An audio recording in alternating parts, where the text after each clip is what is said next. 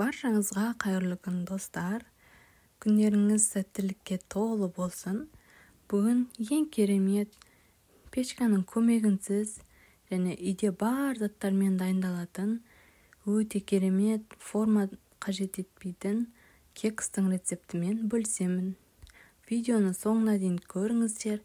Рецепт ұнаса лайк басып, комментарий бөлімінде өз пікіріңізді қалдырыңыздар. Алдағы уақытта жаңа видеоларымды, рецептерді көру үшін маған тіркеліп және қоңырауша батырмасын басуды ұмытпаңыздар. Ең бірінші бос ыдысымызды алып, оған 2 жұмыртқамызды саламыз. Сосын 200 грамм қантымызды салып, қантымыз ерігенше және массамыз ақ түске енгенше тоқтаусыз миксерлейтін боламыз.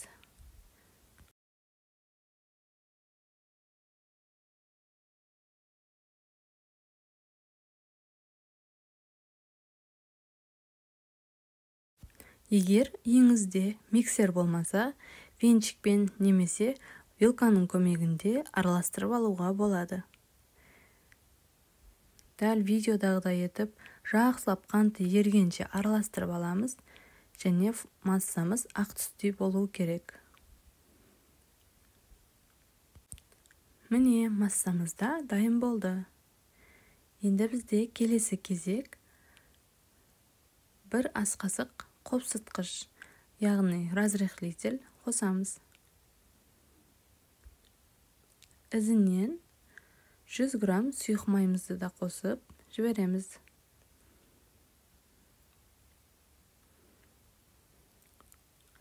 Тағы електен өткізілген 300 грамм ұнымызды және 1 ас қасық какаомызды да қосуды ұмытпаймыз. Барлық құрғақ ингредиенттерді қосып болған соң, күрекшенің көмегімен жақсылап араластырамыз.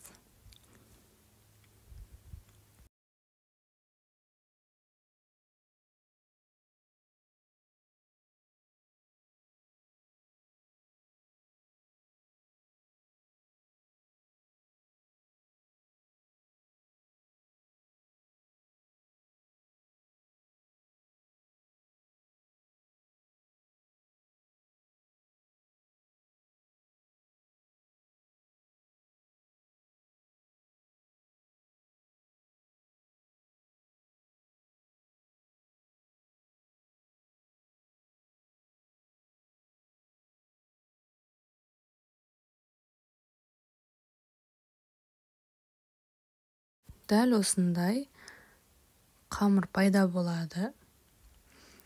Енді ең соңында 150 грамм сүтімізді қосамыз да, жаңағы күрекшенің көмегінде жақсылап қою қоймалжың масса болғанша араластырамыз.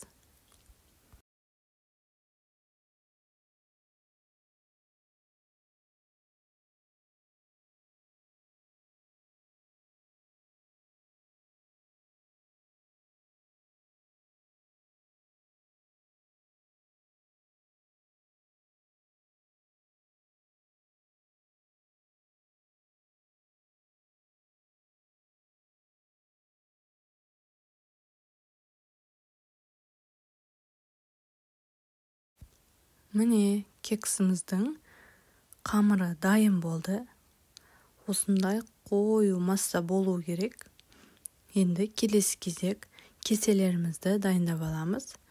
Іші құрғақ таза кеселерімізді алып, ішіне жақсылап сұйық маймен майлайтын боламыз. Барлық жандарына жақсылап жағып шығамыз. Бұл кекстің жабыс қалмау үшін көмектеседі.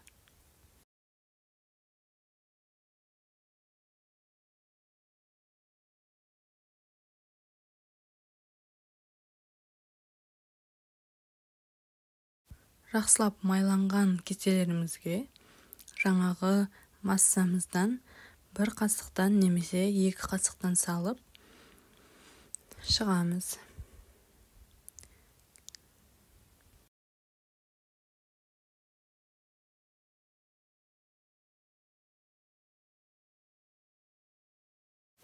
келесі кезек табамызды газға қойып, оған жарты етіп су құямыз.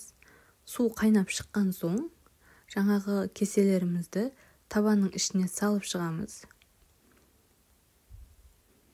Және қақпағын сүлгімен орап жауамыз, өйткені су қайнап жатқан кезде кесенің ішіне шашырап кетпеу үшін және бу шықпау үшін осылай сүлгімен орап аламыз. Енді 20-25 минут davamında пісіп шығады.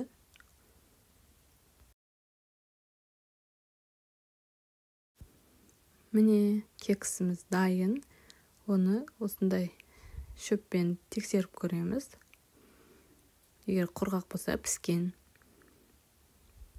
Видеода көріп тұрғаныңыздай, ешқандай астына жабыспай, өте оңай алынып, жоп-жұмсақ, нәп-нәзік болып пісіп шықты. Міндетті түрде жасап көруге кеңес беремін. Видео ұнаған болса, лайк басуды ұмытпаңыздар.